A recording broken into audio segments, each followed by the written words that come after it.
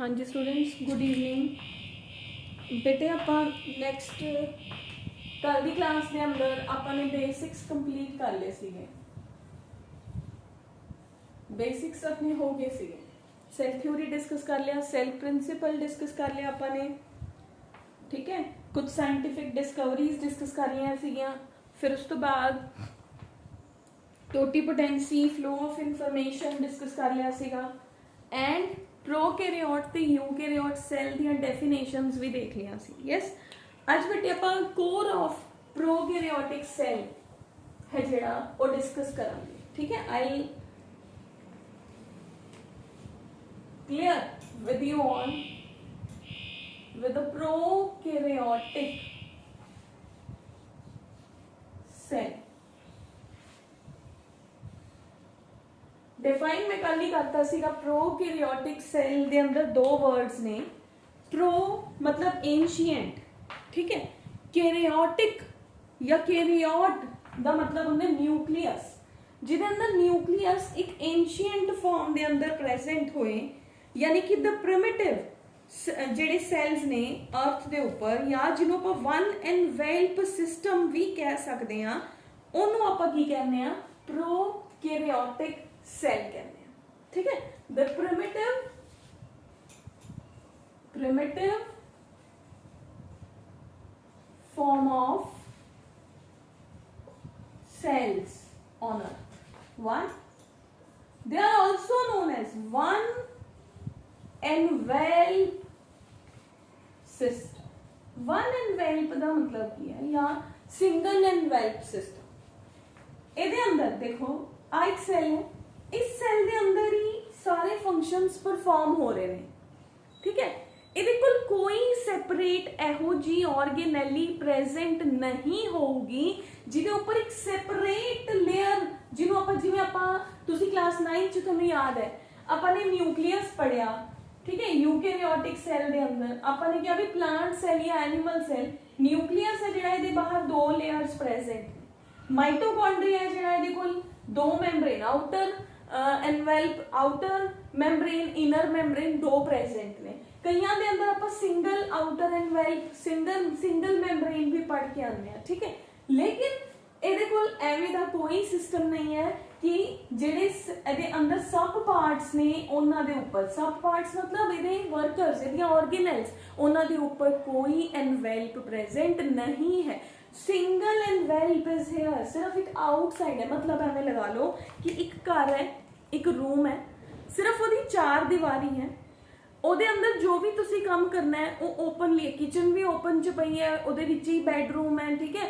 अगर washing area है तो उस साइड पे ही प्रेजेंट है, उसी रूम के अंदर। मतलब there are no separate structures present in that, a single structure is there to perform all the functions, that is known as the one envelop system and it is primitive one। pro मतलब ancient, कैरियोट मतलब nucleus. ये मैं कुछ कल clear कर भी दिता सीगा, बाकी क्योंकि हुण आपां डिटेल्स चलना है तो आपां अज पूरी तरह क्लियर कर लांगे, ठीक है।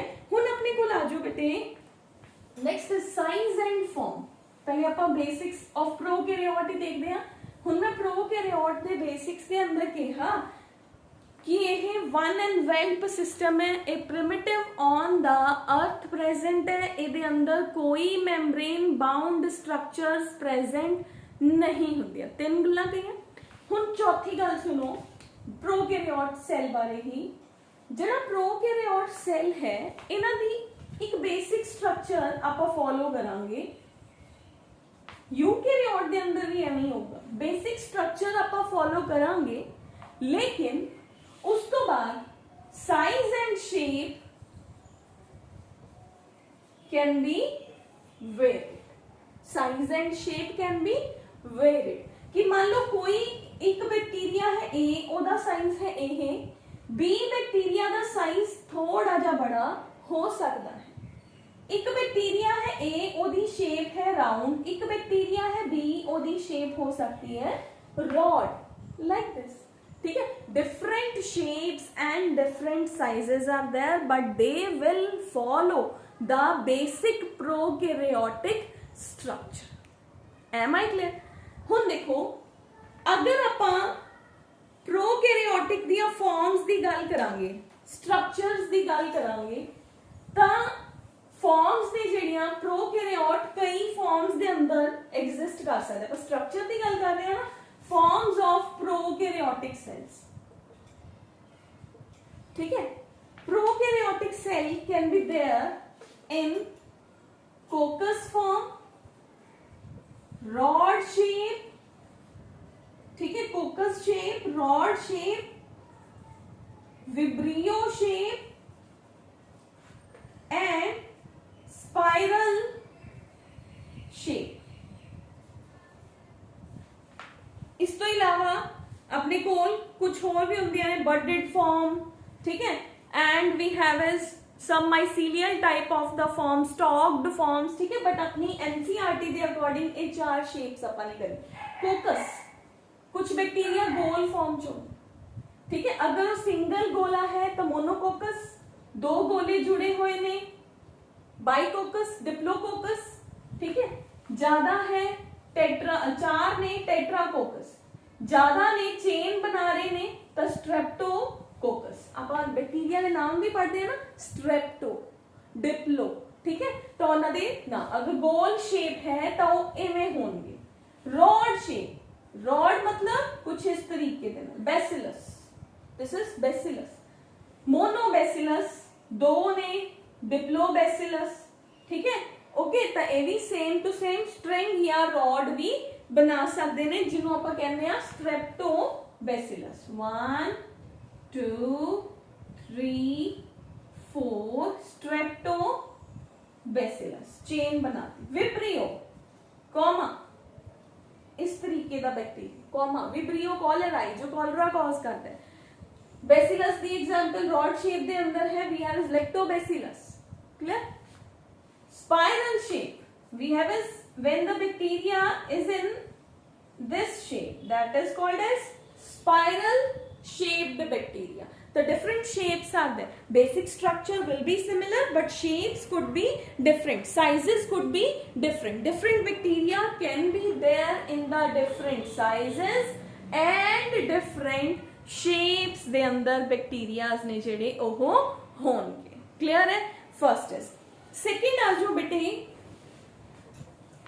on the behalf of external cilia, ਆਪਾਂ flagella ਦੇ behalf ਤੇ ਵੀ ਆਪਾਂ ਇਹਨਾਂ ਨੂੰ ਡਿਵਾਈਡ ਕਰ ਦਿੰਨੇ ਆ ਕਿ ਫਲੈਜੈਲਾ ਹੈ ਨਹੀਂ ਹੈ, ਕਿਵੇਂ ਦਾ ਹੈ। ਫਲੈਜੀਲੇਸ਼ਨ, ਫਲੈਜੀਲੇਸ਼ਨ, ਫਲੈਜੀਲੇਸ਼ਨ,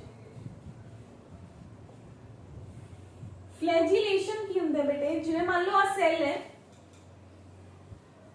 ਠੀਕ ਹੈ, ਇਹਨੂੰ ਮੂਵ ਕਰਨ ਲਈ ਇੱਕ ਸਟਰਕਚਰ ਚਾਹੀਦੀ ਹੁੰਦੀ ਹੈ, हेयर लाइक स्ट्रक्चर। ਇਹਦੇ ਤੇ ਇੱਕ ਵੀ ਹੋ ਸਕਦੀ ਹੈ, ਸਾਰੇ ਪਾਸੇ ਵੀ ਹੋ ਸਕਦੇ ਨੇ, ਦੋ ਵੀ ਹੋ ਸਕਦੇ ਨੇ, ਅੱਗੇ ਤੇ ਪਿੱਛੇ। The structures will help, which helps in the movement of the cell, that is called as the flagella।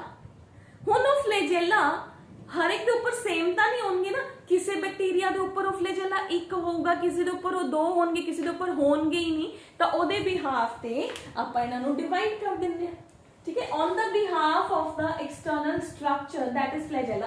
अगर नहीं भी क्लियर होया तो इन द एंड जो आपां फ्लैजेला पढ़ांगे, the external structures present on the body of the prokaryotic cell, तो मैं उदों फिर दोबारा क्लियर कर दूंगी। बट आई थिंक सो हुण हो भी गया होना। फ्लैजेला की है, एक ऐसा स्ट्रक्चर है जो एक बैक्टीरिया नूं मूव करन च हेल्प कर रहा है। ओदी बॉडी के ऊपर हो भी सकता है, नहीं भी हो सकता, दो भी हो सकते हैं, चार भी हो सकते हैं, पूरी की पूरी सरफेस के ऊपर भी हो सकते हैं। तो on the behalf of flagella the prokaryotic cells are divided into, we have is the monotrichous, monotrichous,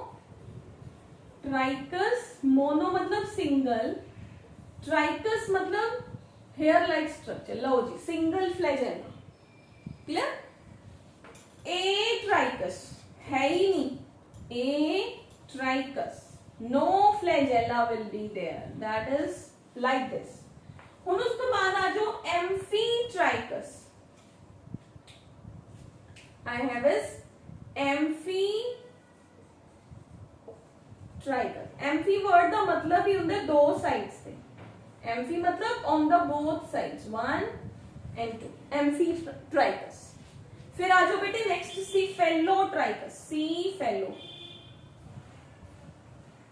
ट्राइकस। एक साइड पे, एक हेड पे आई हैव इज दिस, लो जी एक साइड पे टफ्ट प्रेजेंट है, दैट इज सीफेलोट्राइकस। नेक्स्ट आ जाओ, next we have is the lophotrichous.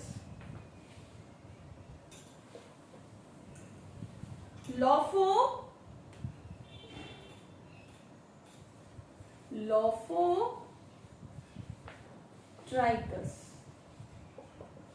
कुछ इस तरीके से ना, मान लो स्पाइरल बैक्टीरिया है, इस हेड पे भी है, इस हेड पे tuft of the bacteria flagella on the both sides. Tuft मतलब ग्रुप, ठीक है, काफी सारे बैक्टीरिया, काफी सारे फ्लैजेलास ने जेडे ओ प्रेजेंट है। फिर है बेटे पेरीट्राइकस,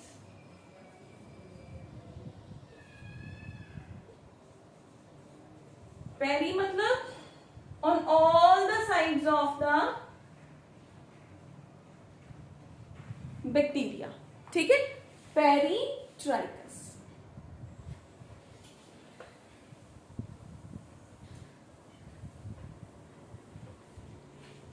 तो बेटे हुन आ जाओ, हुन आपां चलदे हैं back to the prokaryotic cell.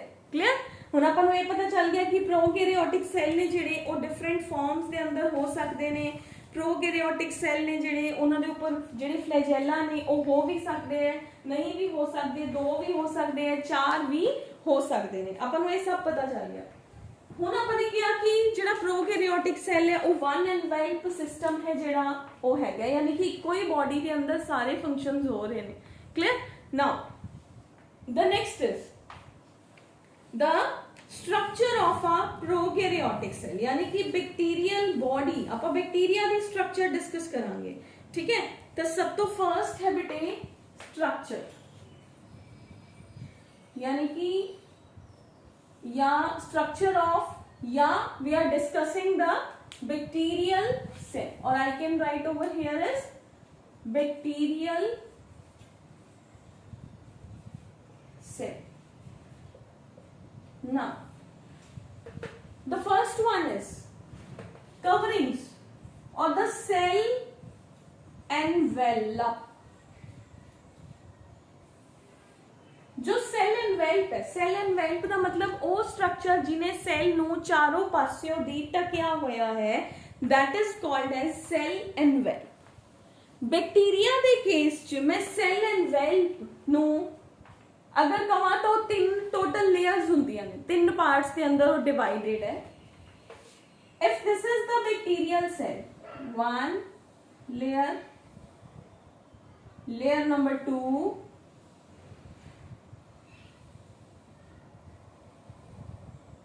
And here I have is the third layer, जिन्हों मैं डॉटेड फॉर्म के अंदर दिखा रही हूं। आप लाइन भी लगा सकते हैं, बट डॉटेड फॉर्म के अंदर लगावांगे तो अपन समझना ते diagram banana will be more easy.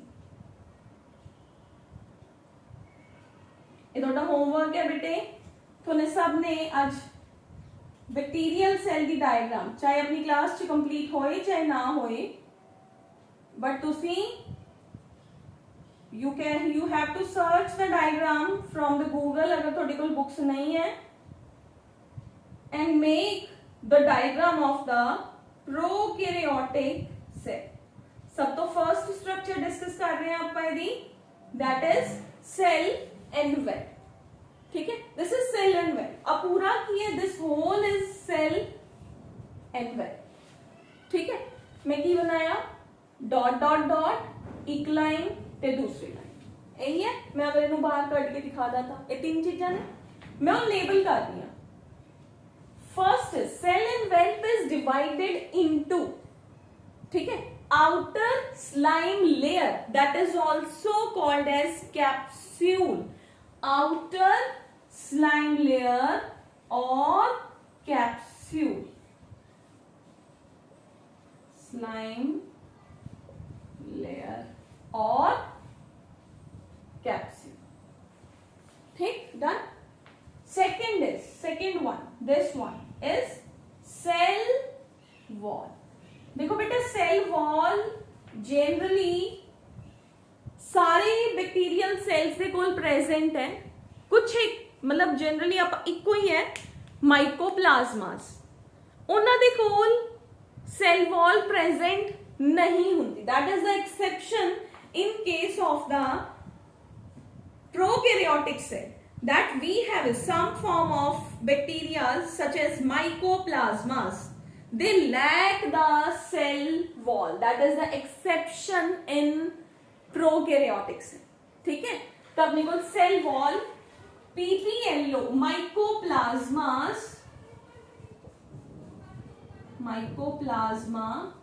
cells और PPLOs they lack cell wall।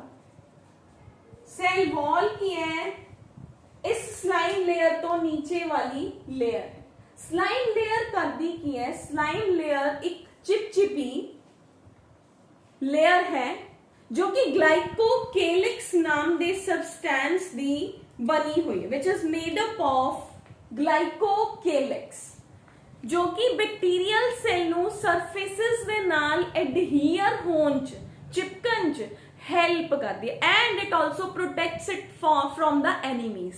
ਠੀਕ ਹੈ ਕਿ ਕੋਈ ਇਹਨਾਂ ਨੂੰ ਮਾਰ ਨਾ ਸਕੇ, ਇਹ ਉਹਨਾਂ ਨੂੰ ਪ੍ਰੋਟੈਕਸ਼ਨ ਪ੍ਰੋਵਾਈਡ ਕਰਦੀ ਹੈ। That is the slime layer और कैप्सूल। क्लियर? सेल वॉल की है सेकेंड लेयर है, ठीक है, जो एक बैक्टीरियल सेल ਨੂੰ शेप ਤੇ रिजिडिटी प्रोवाइड करूगी। Third one is cell membrane. Cell membrane ये तीनों मिलके की फॉर्म करेंगे, ये तीनों मिलके बैक्टीरियल सेल दा कवर बनाएंगे जिन्हों ਆਪਾਂ ਕੀ ਕਹਿੰਦੇ ਆ सेल एनवेलप। इथे मैं एक एक्सेप्शन दसी माइकोप्लाज्मा जिहदे कोल सेल वॉल प्रेजेंट नहीं हुंदी। क्लियर है? ता माइकोप्लाज्मा दा दूसरा नेम की है PPLOs, pleuropneumonia like organisms. Important है, I am writing over here pleuropneumonia like organisms, they are also called as jokers of biology। ठीक है, क्लियर? ओके, ता क्यों? क्योंकि ये अपनी शेप भी वेरी कर लेंदे ने, ता they usually lack the cell wall। the basic is they lack cell wall। ता अपने कोल बेटे की आ गया बैक्टीरियल सेल दे बाहर एक की है we have is a cell envelope। जो सेल एनवेल्प है वो दी फर्स्ट लेयर है बेटे स्लाइम लेयर। जो स्लाइम लेयर है that is made up of the macromolecules जिन्हों कहते हैं ग्लाइकोकेलिक्स। ठीक है, एक की काम करती है ये बैक्टीरियाज नु एक जिलेटिनस कैप्सूल प्रोवाइड करती है ताकि वो कॉलोनीज दे अंदर रह सकन, ताकि वो स्ट्रीम्स दे अंदर वाटर स्ट्रीम्स दे अंदर इजीली सर्वाइव कर सकन। उन्होंने एक प्रोटेक्टिव कवरिंग प्रोवाइड करता है कौन? ग्लाइकोकेलिक्स। ग्लाइकोकेलिक्स मतलब स्लाइम लेयर। उन्होंने होर की कहा जाता है कैप्सूल भी कहा जाता है, that is also called as the capsule. The second है बेटे cell wall. Cell wall bacterial cell दी शेप दिंदी है, उन्होंने स्ट्रेंथ प्रोवाइड करती है, सपोर्ट प्रोवाइड करती है। ये बनी कादी हुई है, it is made up of peptidoglycans. उन्होंने दोनों का नाम की है N-acetyl muramic acid and N-acetyl glucosamine. The cell wall is made up of commonly उन्होंने कहते हैं पेप्टिडोग्लाइकेंस। पेप्टिडोग्लाइकेंस नाम की ने N-acetyl muramic acid and N-acetyl glucosamine. ठीक है, ये दो चीज़ां दी बनी हुई है। कौन? सेल वॉल है जेड़ी वो बनी हुई है। तो अपने कोल सिर्फ इस तो इलावा कईयां दे अंदर टाइकोइक एसिड भी प्रेजेंट हुंदा है एंड सिर्फ PPLOs या माइकोप्लाज्मास ऐसे ऑर्गेनिजम्स ने जिन्हां दे कोल सेल वॉल है जेड़ी वो प्रेजेंट नहीं हुंदी। क्लियर? इस तो बाद बेटे एक होर कॉन्सेप्ट है सेल वॉल दे अंदर ही that is gram positive and gram negative. I am just rubbing it. ਹੁਣ देखो बेटे, बैक्टीरिया ना जनरली एक साइंटिस्ट सीगा ग्राम, his name was ग्राम चाहता सीगा कि मैं बैक्टीरियाज नू डिस्टिंक्ट करना चाहना, क्योंकि देखो बैक्टीरियाज आर कलरलैस एंड सारे कलर थोड़ी प्रेजेंट है, सब जो पिगमेंट्स थोड़ी प्रेजेंट ने। तो कहता मैं जो माइक्रोस्कोप के नीचे देखूंगा वाटर का ड्रॉप रख के, तो मैनू तो दिखूगा ही नहीं, I just want to colour shade them. तो उन्हें डाई किया बैक्टीरियाज नू, स्टेन किया, स्टेन मतलब डाई करना। तो दो क्रिस्टल वायलेट एंड अपने कोल सीगा एक रेड स्टेन, ठीक है, सैफरन, दो स्टेन्स यूज करें। उन्हें अपना एक प्रोटोकॉल फॉलो किया, दो डाइज यूज करिया। उन्हें सपोज ग्रुप ऑफ बैक्टीरियाज ले, 10 बैक्टीरियाज ले ले। ही फाउंड कि कुछ तो मेरा रेड स्टेन लै रहे ने, कुछ बैक्टीरियाज नू जो मैं स्टेनिंग प्रोसीजर सेम, सब तो पहले बैक्टीरिया नू मैं हीट फिक्स करदा। हीट फिक्स मतलब कि उन्होंने मैं चिपका लेना स्लाइड के उपर, स्लाइड के उपर चिपकाने तो बाद मैं ब्लू स्टेन पाया, ब्लू स्टेन पाने तो बाद मैं उन्होंने वॉशिंग दी, वॉशिंग देने तो बाद मैं उस रेड स्टेन पाया, रेड स्टेन पाने तो बाद फिर वॉशिंग दी। क्लियर, वॉशिंग्स देती। लास्ट जो ऑब्जर्व करता है कि कुछ बैक्टीरिया के ऊपर ब्लू डाई रह जाती है, कुछ के ऊपर रेड डाई रह जाती है। उन्हें उन्होंने ये तो कहता कि सम जेडे कि ब्लू कलर लै रहे ने, दे आर कॉल्ड एज ग्राम, उन्होंने अपने नाम के ऊपर ही कहता ग्राम पॉजिटिव। जिन्हों ने ब्लू या पर्पल कलर का स्टेन ऑप्ट किया, they are called as blue और ग्राम पॉजिटिव बैक्टीरिया। ठीक है, कुछ ने रेड डाई ऑप्ट की, उन्होंने क्या ग्राम नेगेटिव बैक्टीरिया। ठीक है, केड़ी डाई ऑप्ट करी सी, रेड कलर की। केड़ा साइंटिस्ट सीगा, Gram was the scientist, GRH, Gram was the scientist. Clear, हुन ये क्यों आया, इनू सर्च किया गया कि जेडी बैक्टीरियल सेल वॉल है that is made up of peptidoglycans generally, है ना। उन्हें जेडे बैक्टीरिया के ऊपर ब्लू कलर आया ते रेड कलर आया, दोनों दी सेल वॉल नू चेक किया तो सेल वॉल दी थिकनेस च फर्क सीगा। जो ब्लू कलर, मान लो आ मेरा एक ब्लू कलर का बैक्टीरिया है, आई दी वॉल है, I am just making the wall, I the wall है। आ वॉल नु मैं माइक्रोस्कोप के नीचे देखा, ये ब्लू कलर दी वॉल सीगी, बहुत एदी थिकनेस बहुत ज्यादा है। ठीक है, it is made up of peptidoglycans only, this is made up of peptidoglycans only. दूसरा बैक्टीरिया जिन्हें रेड स्टेन लिया, ओदी वॉल जिहड़ी है that is made up of to some extent lipids दी बनी हुई सीगी, ते ओदा कुछ पतला जा हिस्सा पेप्टिडोग्लाइकेंस द सेम सब्सटेंसेस दा बनिया होया सी। हुन जदों मैं प्रोटोकॉल फॉलो किया, आ मेरी सेल वॉल है, मेरी सेल मेम्ब्रेन है, आ सेल मेम्ब्रेन है, आ सेल मेम्ब्रेन है।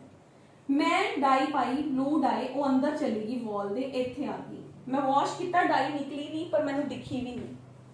इत्थे भी मैं डाई पाई, बट वो डाई का एक्सटेंट थोड़ा सीगा, जदों मैं वॉश किया वो डाई निकल गई, क्योंकि सेल वॉल पतली है, क्योंकि ਉਹਦੇ ਚ पेप्टिडोग्लाइकेंस ਦਾ अमाउंट ਕੀ ਹੈ, ਘੱਟ ਸੀਗਾ। ਹੁਣ मैं रेड स्टेन पाया, अगर मैं ब्लैक कलर के मार्कर के ऊपर रेड कलर चलावा, अज कॉपी ते चला के देखियो, पहला एक ब्लैक या ब्लू कलर का पेन चलाना है, फिर ਉਹਦੇ ऊपर रेड चलावांगे, कि वो प्रॉपरली दिखूगा नहीं, that will not be visible. तो हुण ਇਹਦੇ ऊपर जो रेड कलर पावांगे तो रेड कलर दऊगा ही नहीं। इधरों दी ब्लू कलर पूरी तरह वॉशिंग तो बाद निकल चुकिया सी, तो जो ब्लू कलर के ऊपर रेड पाया तो रेड पता ही नहीं चलिया, इस करके वो बैक्टीरियाज की अपीयर होए, they appear to be blue in colour. तो दूसरे वाले केड़े अपीयर होए, they appear to be red in colour. ठीक है, that is the difference between the gram positive and gram negative bacteria. क्यों ने? क्योंकि आप सेल वॉल डिस्कस कर रहे थे, तो मैं इस करके सेल वॉल के अंदर ही कवर करता कि some of the bacterias are gram positive and some are negative on the behalf of the thickness of their cell wall, कि जिन्हां दे अंदर सेल वॉल सिर्फ पेप्टिडोग्लाइकेन्स दी बनी हुई है तो ब्लू डाई अंदर पेनिट्रेट तो कर जाती है बट वॉशिंग तो बाद पूरी तरह बाहर नहीं निकलती। जो मैं उहदे उपर रेड डाई पाऊंगी तो रेड डाई विजिबल ही नहीं होनी हैगी। पर जिहड़े नेगेटिव वाले सीगे उन्हां दी थिकनेस की सीगी, पेप्टिडोग्लाइकेन्स दी थिकनेस घट सीगी, जिहदे करके वो डाई बाहर निकल गई एंड जो मैं रेड डाई पाई तो रेड डाई मैनू क्लीयरली विजिबल हुई। तो that is known as the gram negative and gram positive किदे बिहाफ ते? सेल वॉल दी थिकनेस दे बिहाफ ते। क्लियर है? Next we have is the, अपन ने की कर रहे हैं कि मैं एक बैक्टीरियल सेल लिया, मैं उन्हें स्टडी करना शुरू किया। सब तो बाहर मैंने स्लाइम लेयर दिखी, मैं क्या that is made up of the that is glycocalyx. ठीक है, हुण अपने कोल की आ गया, वो एक चिपचिपा एक स्लिपरी सबस्टेंस है जो बैक्टीरिया को प्रोटेक्ट कर रहा है। फिर मैं क्या जी सेल वॉल है, सेल वॉल ज्यादातर पेप्टिडोग्लाइकेन्स दी बनी हुई होंदी है, तो सेल वॉल दे बिहाफ ते बैक्टीरियाज नु चेक किया तो दो तरह दे आ गए, डाई की कुछ रेड लिया कुछ ने ब्लू लिया। मैं चेक किया तो मैंने पता चलिया कि जेडे पेप्टिडोग्लाइकेन्स ने इन्हां दी थिकनेस वेरीएबल है, कईयां दे अंदर ज्यादा मोटी लेयर हुंदी है, कईयां दे अंदर पतली लेयर प्रेजेंट हुंदी है, तो डाई अंदर रह जाती है या पूरी तरह बाहर चली जाती है। क्लियर? तो that is gram positive and gram negative. उस तो बाद आ जाओ बेटे, we have is the cell membrane. Cell membrane की हुंदा है बेटे? सेल मैम्ब्रेन मेरे कोल सब तो इनर मोस्ट लेयर है जिहदे ऊपर रेस्पिरेटरी एंजाइम्स ने जेडे ओ प्रेजेंट होंगे, जो एक बैक्टीरिया दे साइटोप्लाज्म नु प्रॉपरली इंटैक्ट करके रखूगी। That is called as the cell membrane. This is cell membrane. The innermost layer is called as cell membrane. जो सेल दे अंदर सबस्टेंसेस दा जाना, सबस्टेंसेस दा बाहर आना, सेल नु सेल्स दे प्रॉपर फंक्शन, साइटोप्लाज्म नु प्रॉपर शेप दे अंदर रखना एंड इहदे ऊपर कुछ रेस्पिरेटरी एंजाइम्स ने जेडे ओ भी लगे हुए हुंदे ने and they will perform their function properly. ठीक है, तो ये सेल मेम्ब्रेन हो गया। तो सेल मेम्ब्रेन की है the inner most layer in the body of A bacteria है, की फंक्शन परफॉर्म कर दी है, इस सेल दे साइटोप्लाज्म नु इंटैक्ट रख दी है। ठीक है, इस तो इलावा ये कुछ एंजाइम्स नु भी अपने ऊपर बियर करके रख दी है। ठीक है, तो सेल मेम्ब्रेन दे अंदर एक होल है। सेल मेम्ब्रेन है जेडी ओ बैक्टीरियल सेल दे अंदर बहुत जगह तो इस तरीके दे नाल मुड़ जाती है, ये मुड़ जाती है, जगह जगह तो मुड़ जाती है। ठीक है, मुड़ती क्यों है? क्योंकि इन्हें सरफेस एरिया नु इंक्रीज करना होता है। हुणे मैं कहा कि सेल मेम्ब्रेन के ऊपर कुछ रेस्पिरेटरी एंजाइम्स प्रेजेंट होंदे ने, तो ये मेम्ब्रेन मुड़ जाती है। मुड़ के की करती है? सरफेस एरिया नु इंक्रीज करती है। तुसी 9th क्लास के अंदर माइटोकॉन्ड्रिया पढ़िया सी, आपां क्या सी माइटोकॉन्ड्रिया पावर हाउस है। आपां ने माइटोकॉन्ड्रिया के अंदर की किया कि माइटोकॉन्ड्रिया की इनर मेम्ब्रेन है जेडी वो मुड़ी हुई हुंदी क्रिस्टे है ना। मुड़दी क्यों है? क्योंकि उन्हें सरफेस एरिया नु इंक्रीज करना सीगा। फिर आपां स्मॉल इंटेस्टीन पढ़िया सीगा है ना लोअर क्लासेस के अंदर की जेडी स्मॉल इंटेस्टीन है वो भी मुड़ जाती है, पूरी तरह कोआइल्ड हो जाती है। क्यों? क्योंकि उन्हें भी सरफेस एरिया नु की करना होंदा है, इंक्रीज करना होंदा है। यस और नो? सरफेस एरिया नु इंक्रीज करना है ताकि जो मेरा फंक्शन है वो मैं प्रॉपरली मेंटेन कर सका, उन्होंने मैं प्रॉपरली कर सका फंक्शन नु। Not only maintain, I can just perform my function. ਤਾਂ ਇਹ ਮੇਰੀ ਮੈਂਬਰੇਨ ਮੁੜ ਗਈ। ਇਹਨਾਂ ਮੁੜੀਆਂ ਹੋਈਆਂ ਸਟਰਕਚਰਸ ਨੂੰ ਆਪਾਂ ਕਹਿੰਦੇ ਆ ਮੀਜ਼ੋਸੋਮਸ। These structures are called as mesosomes. ਇਹ ਮੀਜ਼ੋਸੋਮਸ ਦੇ ਅੰਦਰ ਇਹਦੇ ਬੀਅਰ ਦਾ ਰੈਸਪੀਰੇਟਰੀ एंजाइम्स, एक तो यह की बियर करदियां ने रेस्पिरेटरी एंजाइम्स, तो यह एंजाइम्स अपना फंक्शन परफॉर्म करते हैं। दूसरा की फंक्शन है, दूसरा यह न्यूक्लियस दे नाल जदों प्रोकैरियोटिक सेल दा न्यूक्लियस इहदे नाल ज्वाइन करदा है तो न्यूक्लियस दे डिवीजन दे अंदर मतलब सेल दी रीप्रोडक्शन दे अंदर भी हेल्प करती है। It helps in the reproduction of the cell. How does it help? How does it help? Mesosome है ना ਜਿਹੜੀ ਮੰਨ ਲਓ ਇਹ ਬੈਕਟੀਰੀਅਲ ਸੈੱਲ ਦੀ ਮੈਂਬਰੇਨ ਹੈ, ਇੱਥੋਂ ਦੀ ਮੁੜ ਗਈ, ਇਹ ਮੀਜ਼ੋਸੋਮ ਬਣ ਗਈ, ਇਹ ਇਹਦੇ ਨਿਊਕਲੀਅਸ ਦੇ ਨਾਲ ਜੁੜ ਗਈ।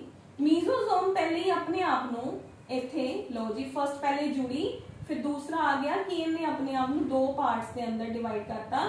ਜਿਵੇਂ ਇਹ ਦੋ ਪਾर्ट्स ਦੇ ਅੰਦਰ ਹੋਗੀ ਤਾਂ ਮੇਰਾ ਨਿਊਕਲੀਅਸ ਵੀ ਦੋ पार्ट्स ਦੇ अंदर elongate हो जाएगा, न्यूक्लियस भी elongate हो गया, and then it will divide the cell into the two cells. It helps in the reproduction of the cells, it bears the respiratory enzymes, it increases the surface area of the absorption। ठीक है, surface area ਨੂੰ function ਕਰਨ ਲਈ, ਕਿਉਂਕਿ ਛੋਟੀ surface ਹੈ, ਹੁਣ ਵਿਚਾਰਾ ਕਿੰਨੇ ਕੁ ਫੰਕਸ਼ਨ ਪਰਫਾਰਮ ਕਰੀ ਜਾਊਗਾ, ਤਾਂ ਉਹਦੇ ਸਰਫੇਸ ਏਰੀਆ ਨੂੰ ਵੀ ਇਨਕਰੀਜ਼ ਕਰ ਦਿੰਦੀ ਹੈ। ਠੀਕ ਹੈ, ਸੋ ਆਪਾਂ ਇਹ ਕਹਿ ਸਕਦੇ ਹਾਂ ਬੇਟੇ ਪੇਪਰ ਦੇ ਅੰਦਰ ਮੰਨ ਲਓ ਤੁਹਾਨੂੰ ਨੀਟ ਦੇ ਅੰਦਰ ਕੁਐਸਚਨ ਆਇਆ ਕਿ you are provided with the following 4 functions, out of which function is not performed by the mesosome। तो देता this increases the surface area, this helps in the bacterial cell reproduction, and third देता it bears the respiratory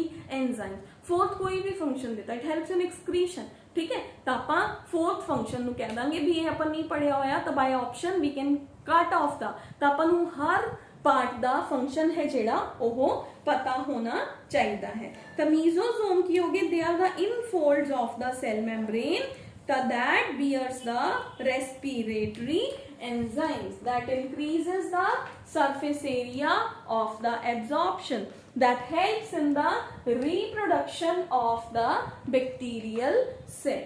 ठीक है बच्चे, ਤਾਂ ਆਪਣਾ cell ਹੈ ਜਿਹੜਾ ਬੇਟੇ ਉਹ ਹਜੇ ਕੰਪਲੀਟ ਨਹੀਂ ਹੋਇਆ, ਇਹਦਾ ਆਪਣਾ ਫਰਸਟ ਪਾਰਟ ਸੈੱਲ ਐਨਵੈਲਪ ਹੈ ਜਿਹੜਾ ਉਹ ਕੰਪਲੀਟ ਹੋ ਗਿਆ।